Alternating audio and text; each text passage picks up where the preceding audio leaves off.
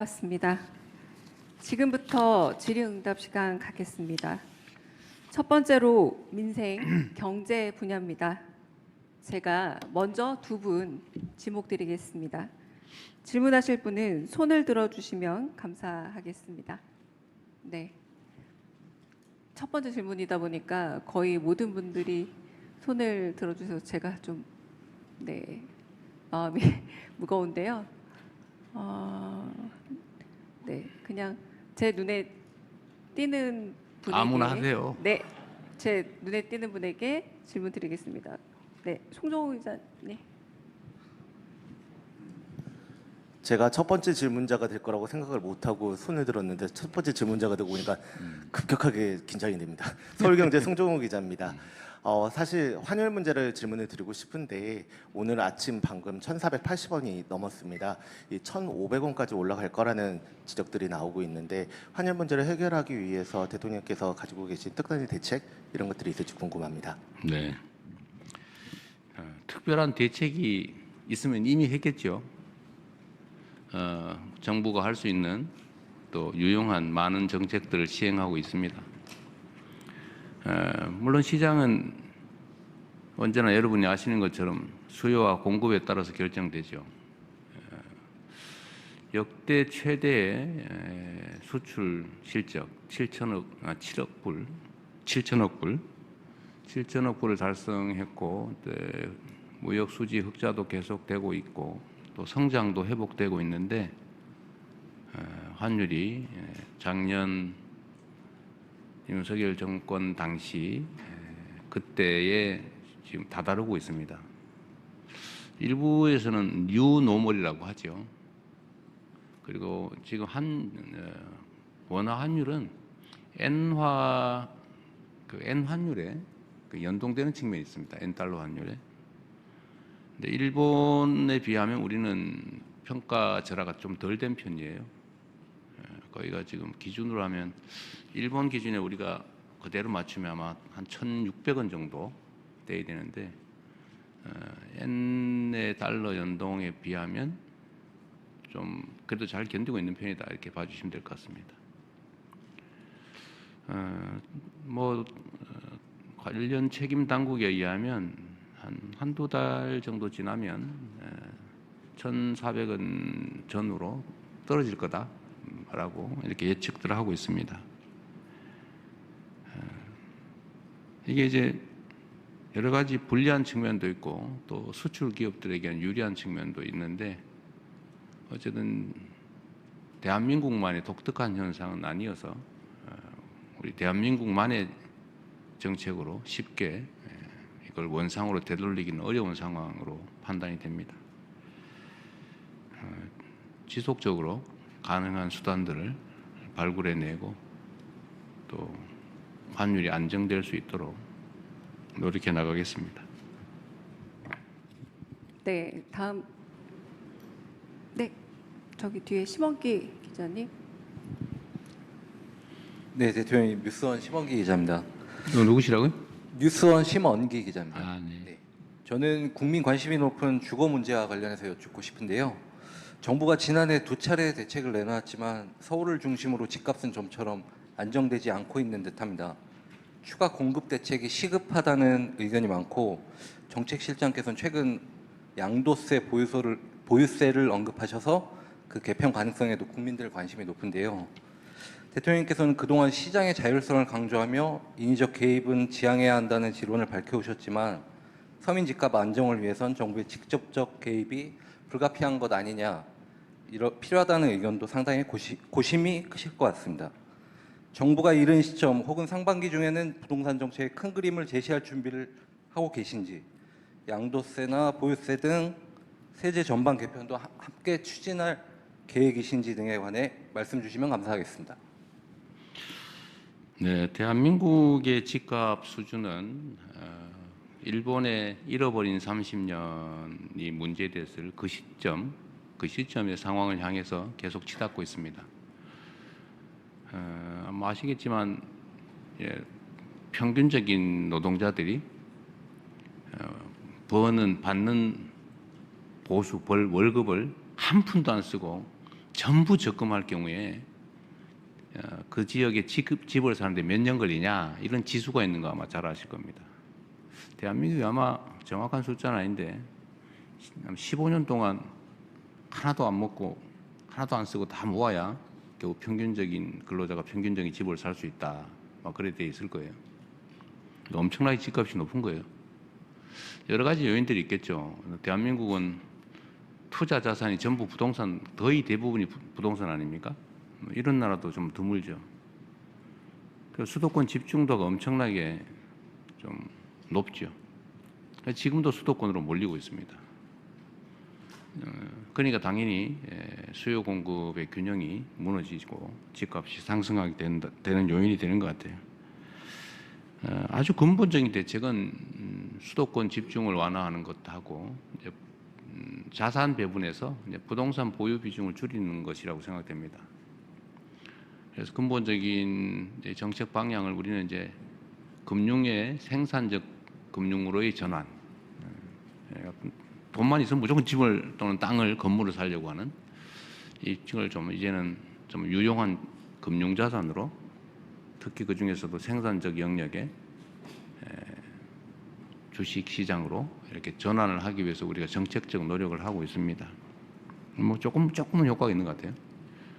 그리고 또 한 가지는 이제 수도권 집중 완화를 위한 또 국가의 장기 성장 전략으로서 지방 균형 발전, 또 지역에 대한 투자, 또 인구가 서울로 좀 덜 몰리고 또 지방으로 갈 수도 있게 이런 각종 정책들을 하고 있습니다.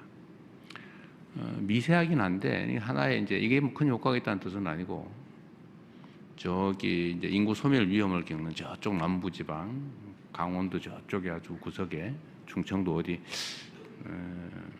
이런 지역에 농어촌 기본소득이라고 이제 월 15만 원 1인당 연간 180만 원쯤 되겠죠. 이제 이거를 지역 화폐로 지급해서 동네에서 좀 쓰게 이렇게 했더니 인구가 많이 늘어났다고 해요. 근데 이게 지금 2년만 한다고 하니까 좀 긴가민가 2년 후에는 어떡하지 이러겠지만 아마 이게 장기적으로 지속적 정책으로 추진될 경우에는 아마 여러분도 이렇게 한 달에 세 가족이면 45만 원씩을 그냥 지원받을 수 있단 말이야. 부부가 가면 기초연금에다가 농어촌 기본소득 더하면 사는데 지장이 없네 이렇게 판단되면 여러분도 나중에 많이 지방으로 갈 가능성도 있죠, 그죠? 이제 이렇게 안정적인 제도를 만들면 좀 이걸 포함해서 이번에 이제 우리 강력 통합에 대해서 거리가 좀 먼 지역 이런 지역에 대해서는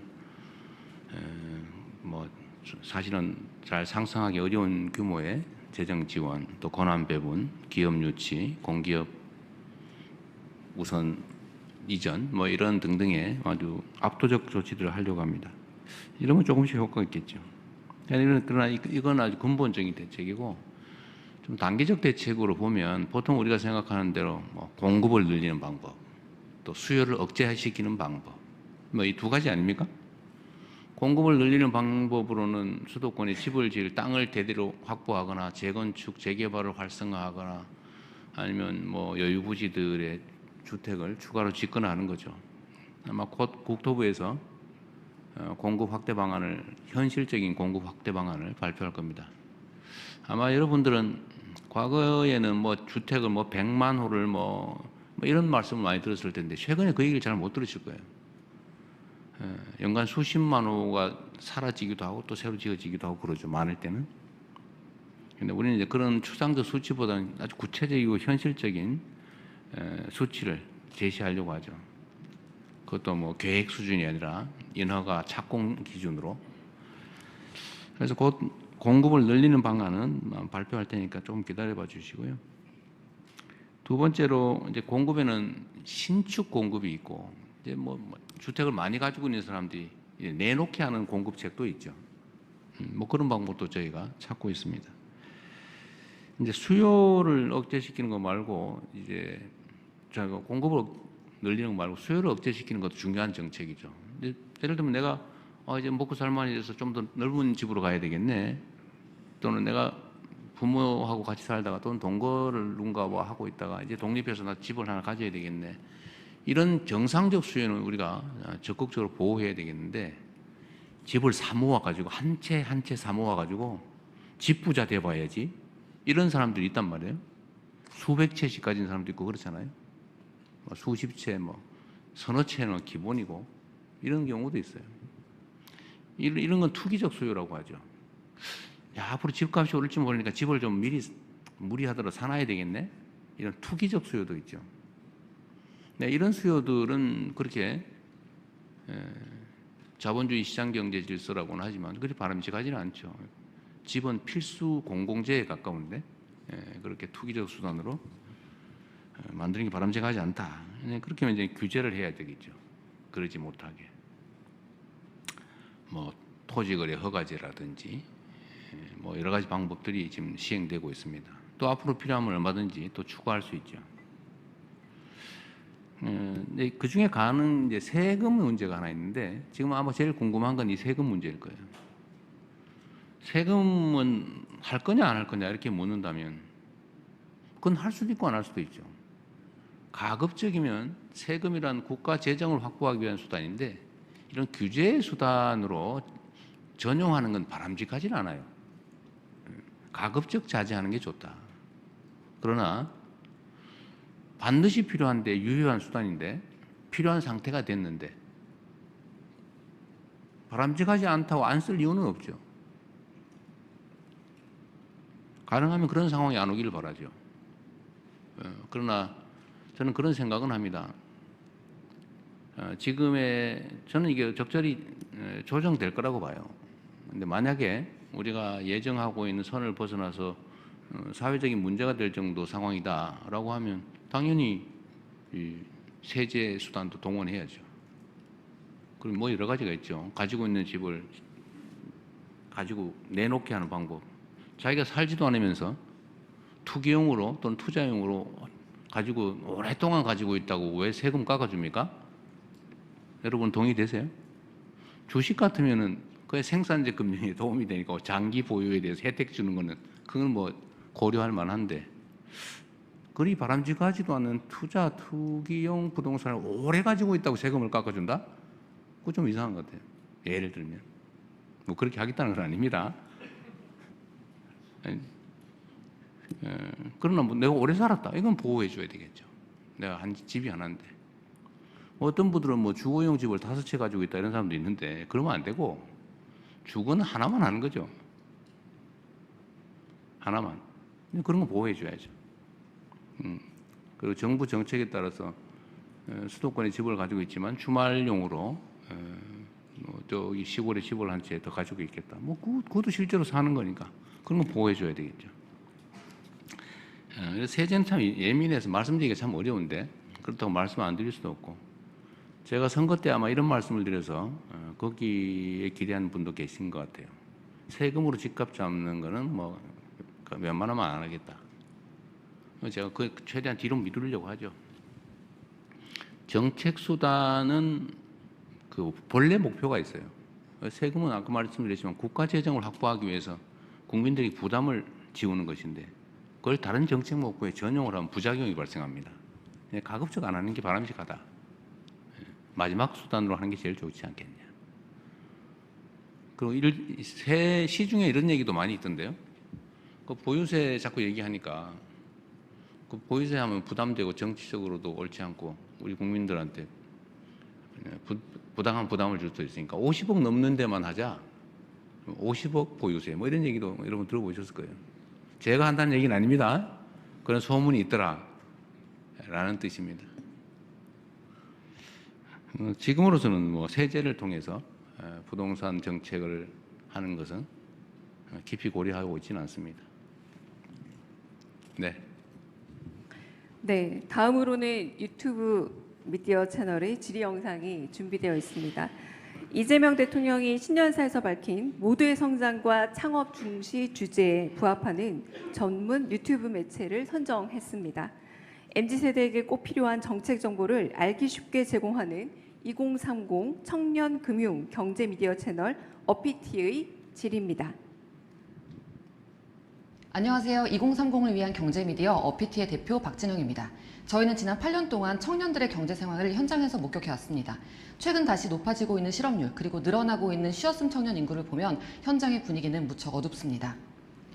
여러 가지 이유가 있겠지만 기업들이 경력직을 선호하는 현상, 하지만 청년들은 그 경력을 쌓을 첫 번째 기회조차 없다는 게 가장 큰 문제라고 생각합니다.